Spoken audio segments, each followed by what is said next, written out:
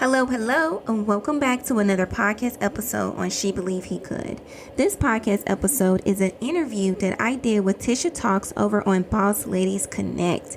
Boss Ladies Connect is all about connecting in conversation with women who are committed to doing life well. We share our journeys, the ups, the downs, and the lessons we have learned along the way. A boss lady is a woman who lives life on purpose, choosing to thrive in life. She may fall, but she gets back up.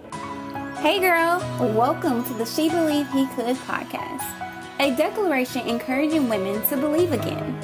Hebrews 11:1 says, faith is the confidence that what we hope for will actually happen. It gives us assurance about things we cannot see.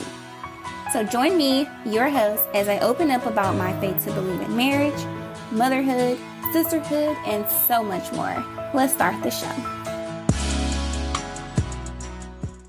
Today we have Kiana on Boss Ladies Connect. Welcome, Kiana. Hi, hello. I am so excited to be able to connect with you. We had an opportunity to chat a few days back, and we just had such great conversation around the things that you were doing. But can you tell us a little bit about yourself?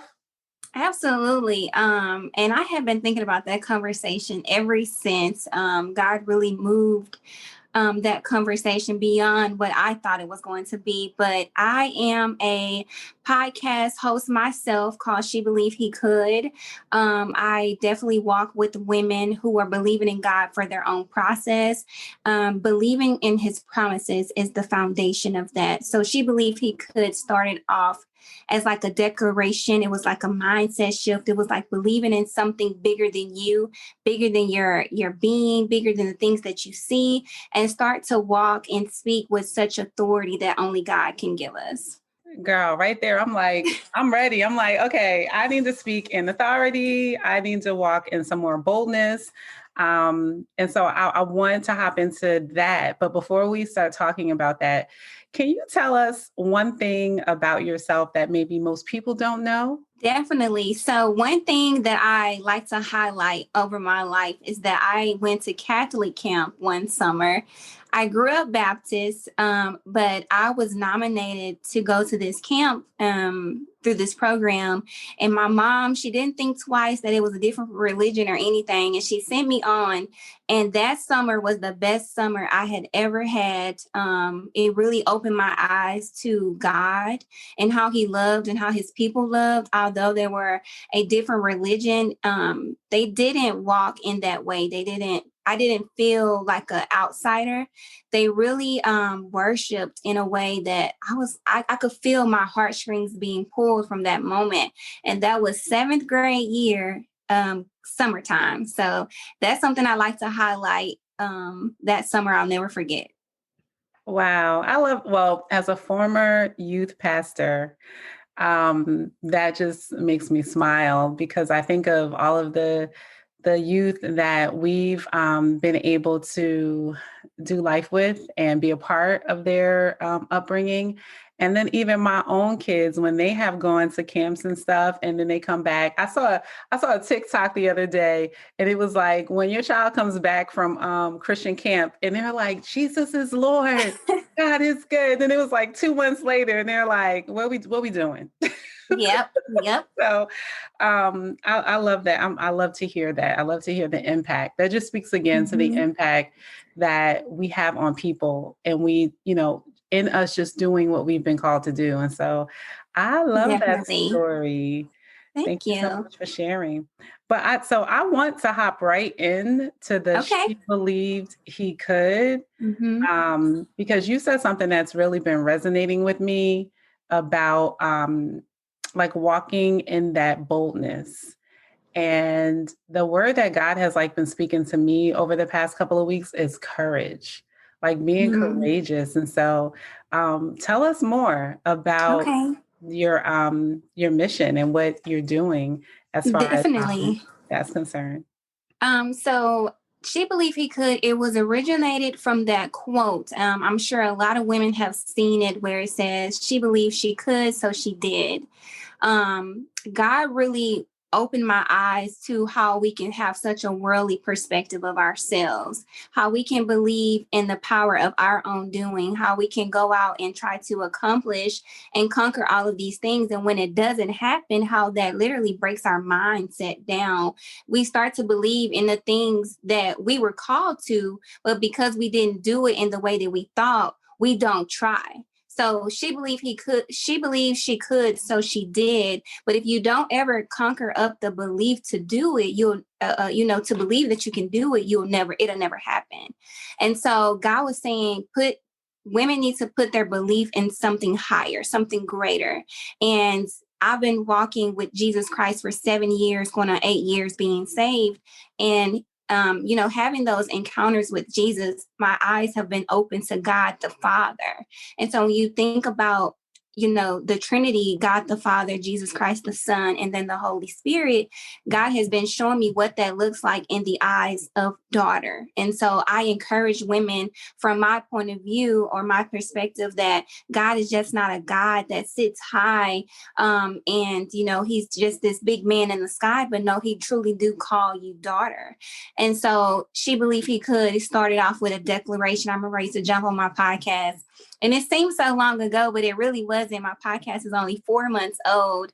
And we just hit 1,000 listens. And so I remember jumping on and I would say, I would just speak declaration, I would just speak life over women and going through my own process. So I started off with like truth and obedience and, what it means to truly trust God and step out on faith.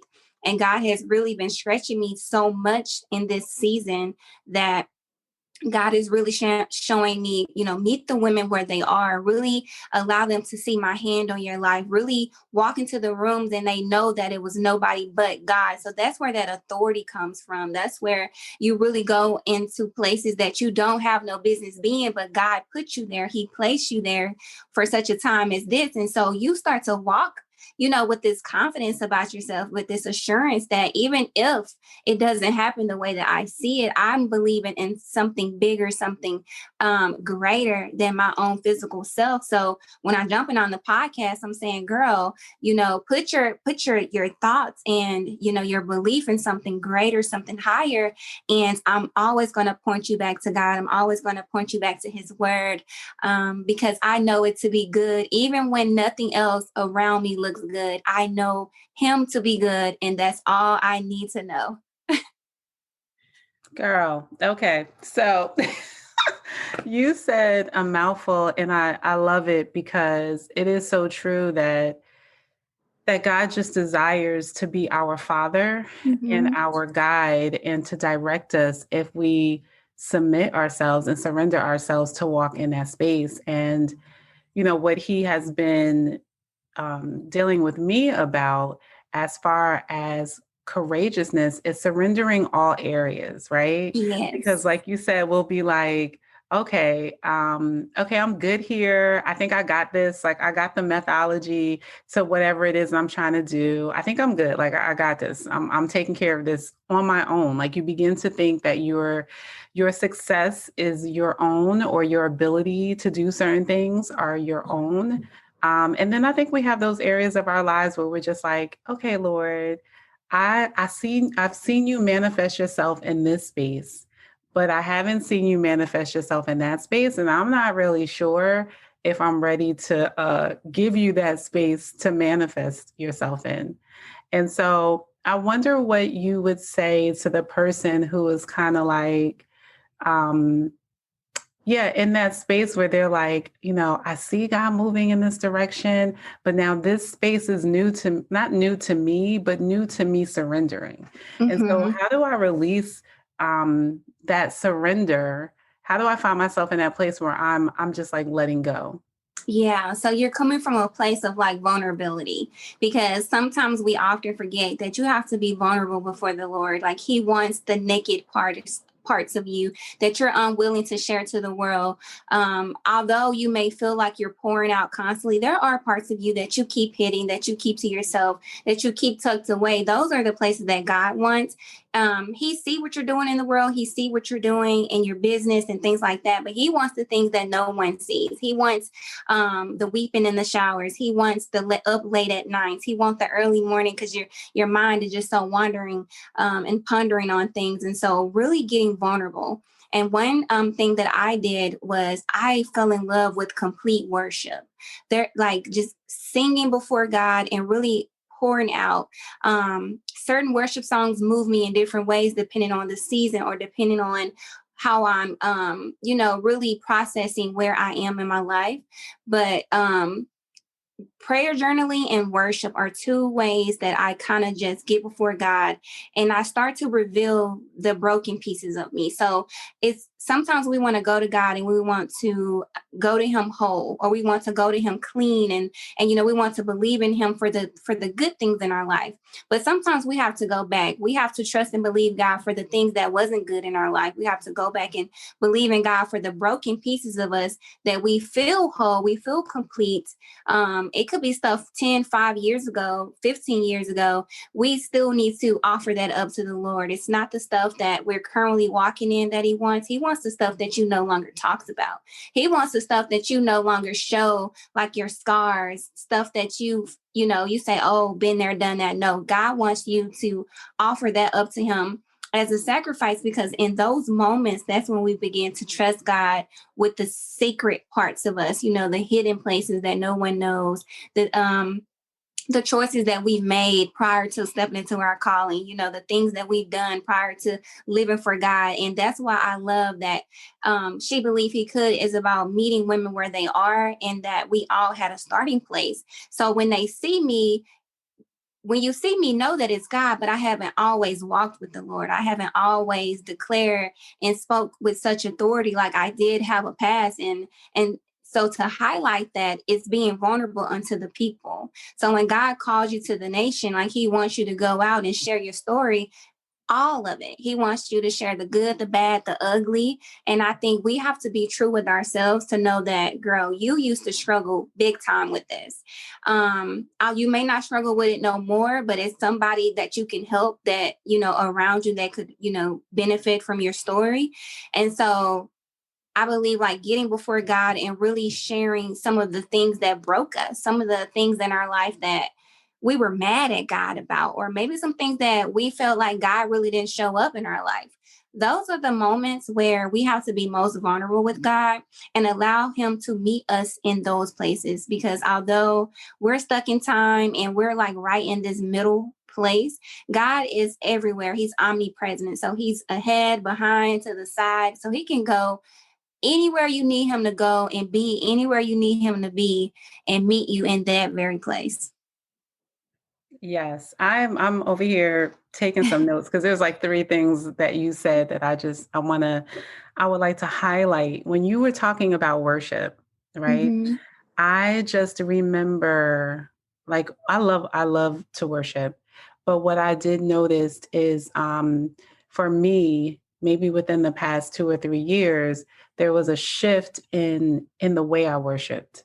And then we had the pandemic. So now you're not in a church, you're not in the space with like all the music and all of the saints worshiping at the same time. And the Lord really began to remind me that worship place is like it's a tenderness, a tender space. And so I Yes. bring that up because we're talking about vulnerability, right? Mm-hmm. And, the Lord has definitely been dealing with me about being more vulnerable in other areas. And one thing that I recognize is that sometimes we experience things in life that break us, or Mm-hmm. we think, it's painful. It doesn't break us, but it's painful. And when we go through those things, we start putting up these walls that prevent us from releasing or being as open as we used to be before. And so God was just really showing me, like, you remember when you was on your knees and you was worshiping and like you were like, here I am, all of me. And so where at one point I had gotten to the place where I was just like, I was still worshiping. I still, wanted to praise him, believe that he was, he's awesome and he's worthy of the praise. But my praise got quieter. Like it was very Mm, much more of I'm listening to the worship song. I'm not actually worshiping, yes. and it's so interesting that you would say that because, and then you mentioned going back, like, it doesn't matter if it happened a year ago, 2 years ago, 10 years ago, God still wants to deal with those areas. And I think that that is so true because sometimes what he has for us, he can't give us because those other areas have not been healed or mended or worked through. And so at some point we still have to go back. We still have to go back and do what I call the courageous work, right? Because Yes. those are the uncomfortable spaces that we find ourselves in. And who wants to be, rehashing or revisiting things. But I love what you said about it being it's important. He wants all of it. He doesn't want pieces of us, right? He wants all of us. Yeah, definitely. And as you were talking about worshiping, during the pandemic is when I really found my place of worship.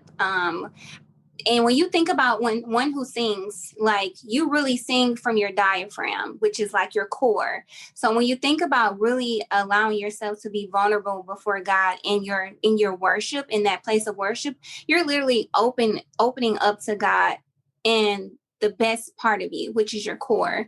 And so I think during the pandemic for me, worship really became like a safe haven because I was really clinging on to just this melody of song that I know that the Lord sings over me. And I was prophesied to a few years back that the Lord sings over you. And I believe he sings over all of us in his own little way, in his own little tune, because I hear like sweet sounds of melody from a father that would be rocking their little baby to sleep. And so when you worship, it's more so allowing God to really, really cradle you in that moment, really just comfort you in the way that the world can't, the way that your spouse can't, your children can't. And so a place of worship is not only, you don't have to necessarily be verbally saying the song or singing out the song, but allowing yourself to be in a very like a place where you can be comforted, by the Father. That's how I see worship. And it's another way for you to pour out. If all you had was a song for the Father, you better give him the best song you could possibly sing, and pour out your everything. And so I love that being vulnerable to God comes from a place where going back to those, to those hidden places, I like to call them, because they get tucked away after a few years, especially after you've moved on and you feel like it's no longer an issue. So we tuck them away, we push them to the furthest place of our minds. And then when something happens and it comes back suddenly, that's when we're crushed. That's when we're going into like mental breakdowns and we're finding ourselves depressed, anxiety, because we haven't dealt with it. We just forgot about it. And so God allows us to go back to those places so that we can see his hand in our life. And I think a lot of people miss that, is that he doesn't want us to rehash the bad or the things that kept us shattered and not really broken, but like bruised in that point. He really wants us to go back and say, God, and we come from a grateful place, like, God, you really kept me in that moment, because that could have been my last moment. But here I am 5-10 years later. So God is like, I want you to know that I've always been with you. I've always walked with you in the bad and the ugly and the pain parts of your life, the things that no one wants to talk about, right? So I think for me, going back was really reassuring my heart that God has been with me, that he's been walking with me. And now that I'm walking with the Lord, now I see, my eyes are open, my ears are open to him. But back then he felt so far away. And so God is just needing us to be reassured in that moment that he never left, not for a minute. And so that's where we find our comfort. That's where we find our courage to keep going in our faith, to believe higher and greater than this world. So, I love that you compared worship to comfort because, mhm.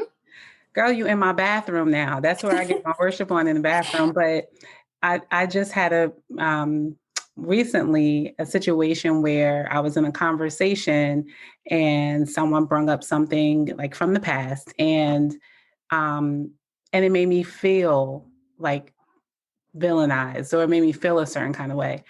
And the first thing that I did was I was like, okay, I'm going to go take a shower. I'm going to go turn on Mhm. my worship song. And I went, and it was so like, instead of like the normal activity would have been like, whatever, nobody got time for X, Y, and Z. I'm moving on. So what, they think X, Y, and Z. But what I chose to do, and this is like in that courageous space, is be like, okay, I'm going to sit with this for a minute. I'm going to sit with this feeling, but I'm not going to just sit with it. I'm going to give it to God. Mhm. And I tell you, I was listening to this song called Gyra by Elevation Music. I don't think they have released it. They put it out, but then they put it back in, but I got a copy. But anyway, so they I have, love that song. Oh. girl, I was listening to that, and it was like literally like the comfort of the Father just coming on me. And I remember in my thought process when I'm listening to the song, it was like, they may not understand, the person that I was talking to may not understand, but you understand. You understand my heart. You understand, how I feel. You understand. And it was so freeing. It's so freeing. And I think that sometimes in those sensitive, like tender or hidden spaces that you were talking about, we tend to shy away from that because we're afraid of the pain or whatever we're associating with it that is going to surface. But Mhm. what we find, if we really give it to him, that he covers that. Like he becomes that Absolutely. blanket, right? He becomes that covering. And when I Mhm. tell you, I was like, when I got out the shower, I was like, still feeling some kind of way, but feeling some kind of way, knowing that he has me. And so it was like, okay, if another conversation has to be had, it'll be okay. It'll be all Yeah. right. You know what I mean? And so Mhm. I love that you were bringing that up because um, that's such an important part of worship. That is such an important part. And I think another thing that I kind of wanted to talk about just a little bit around worship and surrender is I used to be a praise dancer. So for me, worship was like so expressive and just like, oh, everything would just come out in that space. And then we find ourselves in different seasons. I'm not Mhm. going into a church. And even before the pandemic, just where I was, they didn't really praise dance. And so, um, how important is it to make sure that you are keeping that connection with the Lord, regardless of how your situation or how your dynamics change?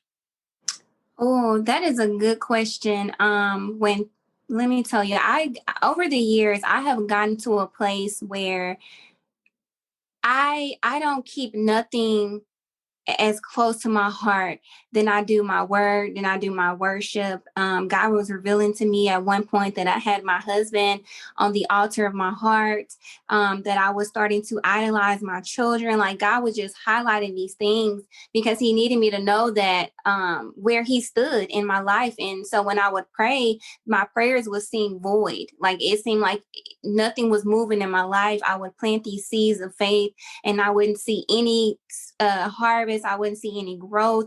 If anything, they were being choked out by the things that I was constantly walking through in my life. And so I went to God, and I was so, uh, you know, I was so adamant about getting an answer from Him, where I found myself praying and fasting more. But when it comes to pulling down heaven, it's like that's truly a safe place for me. Because I've been hurt by, the things of this world. My children has disappointed me. My husband has, made me feel some type of way. And so when you start to realize that you can't really find that peace, that fruit of the spirit, that hope, that joy, and the things of this world and the people in this world, you really do seek something um greater than what you see.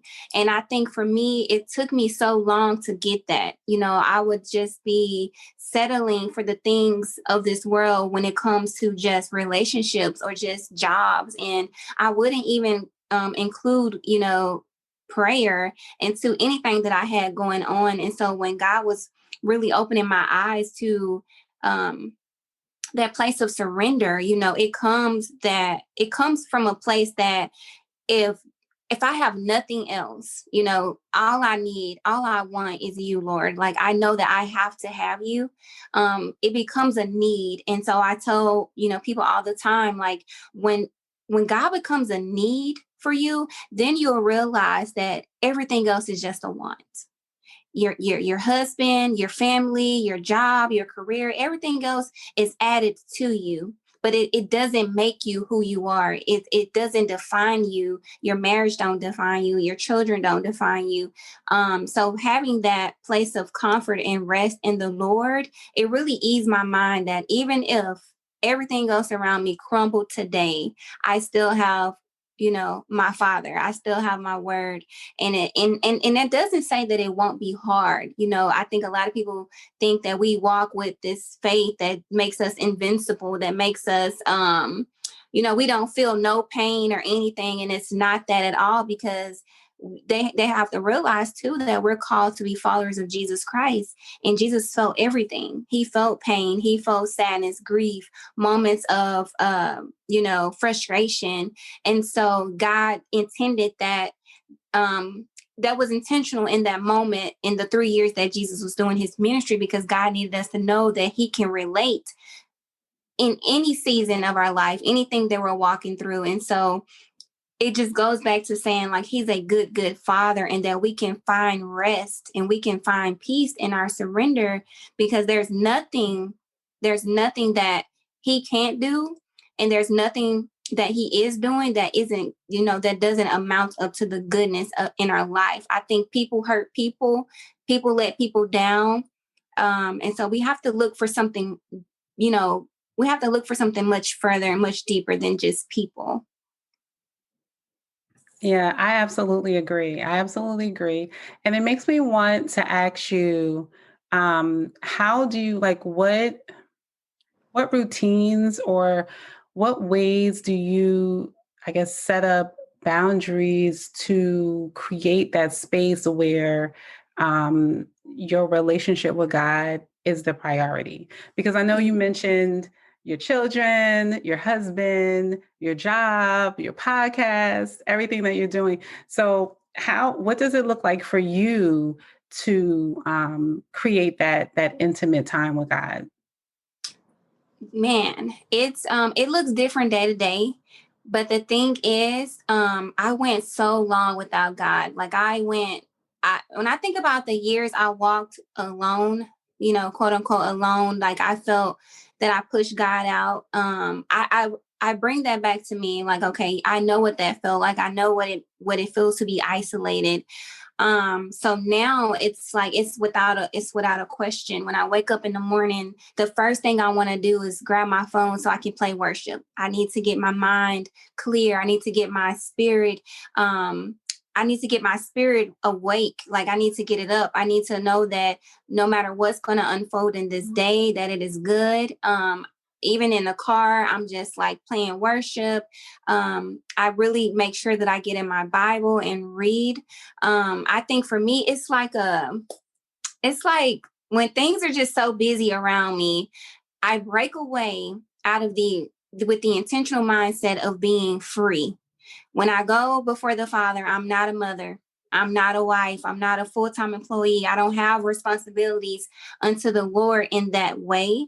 And so, of course, I want to, carve out some time to get before him and just be daughter and just be me, without everything else, that's added on to me in this lifetime. Although I'm thankful and I'm very blessed to have a family, to have, a full-time job, and to have all these things added to me. But God, he never fails and never ceases to remind me, very suddenly that he's here, he's with me. And so every day I just be very clear with my intentions when it comes to, like, the way that I talk, the way that I speak. I used to be what do you call it? Like if I used to speak without thinking. So I used to be very reactive to certain things. But now I'm like, okay, you got to be more kingdom minded. You know, what would Jesus do? And I just recorded this on the podcast. You know, a lot of people ask that question, what would Jesus do? But they don't seek God for the answer. It's more so of a thought, like, well, I wonder what Jesus would do. And then they go on and do what they were going to do anyway. So it's like, if you're really going to talk about it, be about it. Right. So I think for me, it comes from a place of doing everything wrong for so long that now it's just not an option. Now it's more so I'm going to show up and really follow Jesus in the way that I need to, not only for me, but for my children, for my family, for my mother. And that's when you start to really become kingdom minded, because then you say, okay, this is bigger than me. You know, I am called to be the salt and the light and the earth. And it's starting right here in my home. It's starting right there at that job. And when you start to see yourself in the light that God sees you, oh, you make it a part of your everyday routine. It just becomes a part of you. And it, you know, and that's who God calls us to be. He calls us all these great things. And so we just have to walk in it, you know, really embrace it with everything in us. Wow. Mm-hmm. So, Kiana, can you tell us a little bit more about your podcast, what you talk about, and or like if there's different seasons that you're you kind of have? For sure. So She Believed He Could. We are on season 2. God showed me coming out of 2020 that I would be producing this show in seasons. And it was so good when he did, because I didn't necessarily know why people produce their show in seasons. But then God was showing me that there are times that I'm going to need to rest, and I'm going to need to get back before him in prayer and fasting, and really equip myself for greater. You know, God takes us from glory to glory. And oftentimes we pray and we believe God for that, but we don't prepare ourselves mentally, emotionally, our mindset. We're still stuck on, 2 months ago, 3 months ago. And so God is saying there's going to be time for rest. You know, you're going to need to be able to be prepared for where I'm taking you. So She Believed He Could. It's a weekly podcast. I jump on. I never know what I'm going to talk about. It's truly a spirit-led show. I jump on, and it's very it's a very reality like perspective. Like, so when I jump on, I'm more so giving you things that I felt in the spirit right then. So like, let's say God gives me a word for the show. And so, of course, I go before him and I get all the confirmation in the world. And then I go into the podcast and I just share it with his people, who's ever tuning in from all around the country, all around the world. And I really just speak from a place of authenticity. You know, I think God was showing me that a few months back, that he really needs me to be more vulnerable to the people. I think I used to hide my relationship with God out of like secrecy, or like out of protection, kind of, because I wasn't sure how people would handle my faith, or me believing that God is my father and that I truly walk in that. And so I was trying to protect myself in that way. And God was saying, he was reassuring my heart that it was okay. That, when he called me to do the podcast, I was scared as crap at first. I was like, I don't know, like, who really wants to listen? But the more I recorded and the more I do this now, God is showing me that it's more so for me than them. So even if no one listened, even if 2 people listened, what did I get out of it? And so you have to know that when God gives you ministry, or when he gives you a calling, that it's going to start with you. He's going to stretch you in places that's going to be more beneficial to yourself. And so now when I get on there, I'm just so excited to share these different perspectives on the Bible. I think a lot of people, they are stagnant in faith because they don't read the word. And so I've been there. I've been very stagnant in my faith when it comes to reading the word and really understanding. I think it's all about your understanding, your perspective of God and his word, right? So that's what She Believed He Could is. It's more so listen to a girl on a podcast sharing her beliefs about marriage, motherhood, sisterhood, all things under the sun. But you have to know that right there in the midst of my reality check, God has come in and saved the day. So it's more so like, where can God meet you in your today? Where can you allow him to meet you in your tomorrow? And then stand on his word and his promise in that moment and allow him to really, cater to you to where you know that you are loved, you are valued, and that you can stand on his promises. And so that's where I believe that my heart has really shifted for the podcast in this season is more so getting on and saying, hey, girl, you're not alone. Listen, sometimes it's going to be tough. Sometimes we aren't going to have time to do all of the things that we've planned, but you have to know that there's grace for you. You have to know that God already knew your next 5 days before you could even wrap your mind around it. So it's more so like allowing God to meet you right now, today, with no questions asked, even when it doesn't look like what you thought it was going to look like. Just allow him to meet you right there. And so that's what I love about the show. What I love about what you're doing is it's almost like you're inviting people into your conversation with the Lord, like to your Yes. conversation and your revelation, your insight, Mm-hmm. as God is downpouring it to you and giving it to you. And I think that's pretty awesome because really that's teaching people how to have relationship, right? Yes. And so it's almost Mm-hmm. like in your vulnerable place, you're sharing your relationship, that intimate space with other people, so that they can understand and I think even feel less intimidated to be able to create one of their own. And so I love that. I love that. Yes, that is so good. That is definitely what it is. It's really sharing my relationship with God. I call him Father.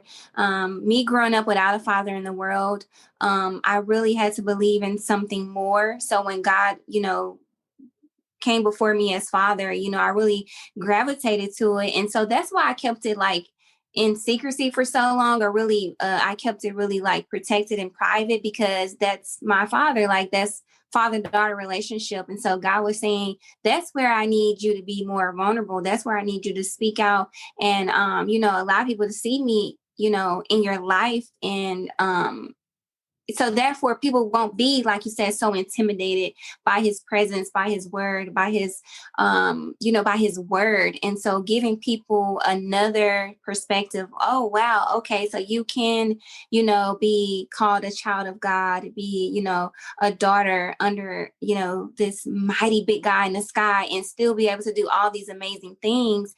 And it isn't always going to be, pretty. There will be times of stumble. There will be times of struggle, but you have to know that God is still with you. So still allowing him to come in as father and be in that relationship with you. So yeah, so that's, man, it's been such a blessing, and it feels good every time when I share that God is father. And this is just a little behind the scenes of my conversations with him and revelations that he's shown me. And I just pray that it continue to bless whoever tunes in, whoever checks it out, wherever God leads me, I will follow. So that's been my heart for 2021.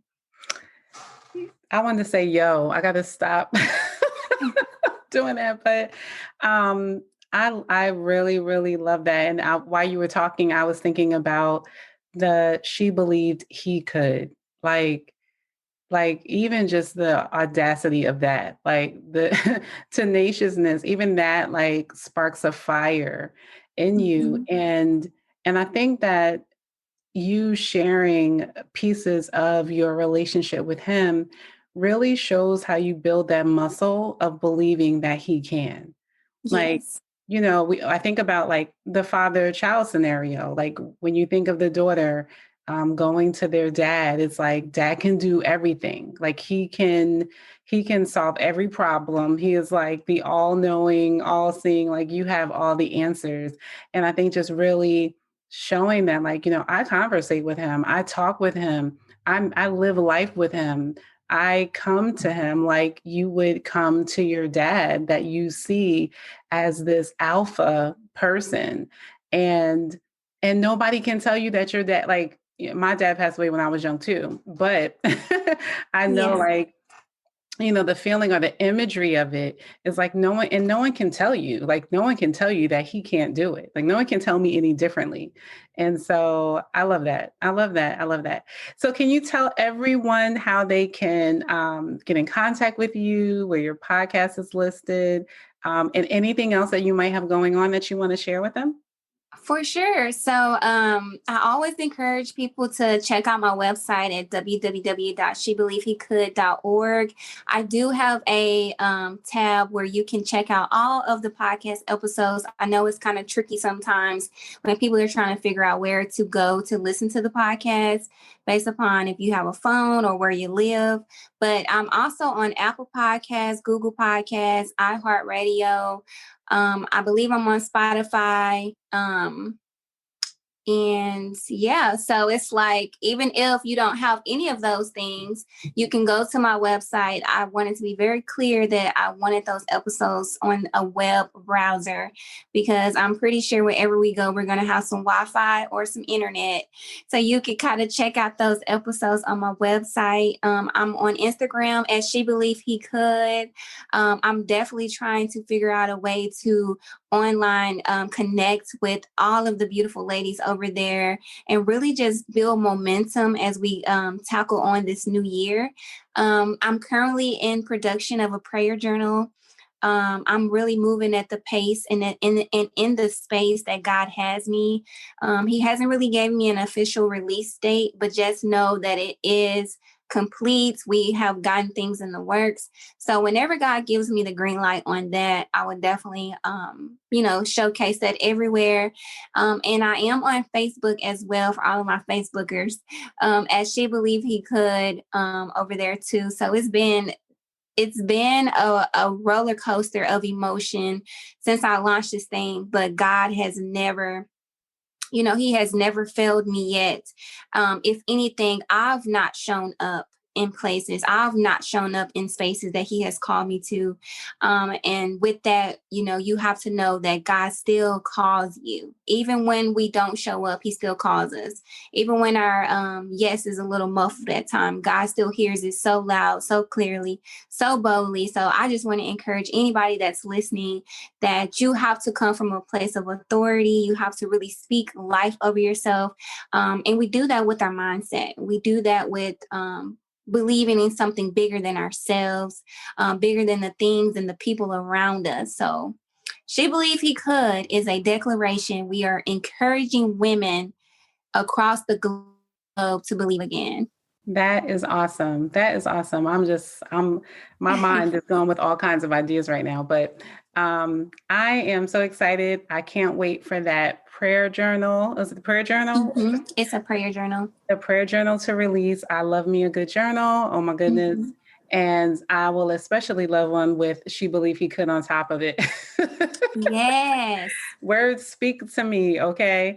But thank you so much, Kiana, for being on the show today. Yes, thank you for having me. It's been such an honor. What an amazing interview that was, guys. To follow Tisha, please check out her website at tishatalks.org for more info.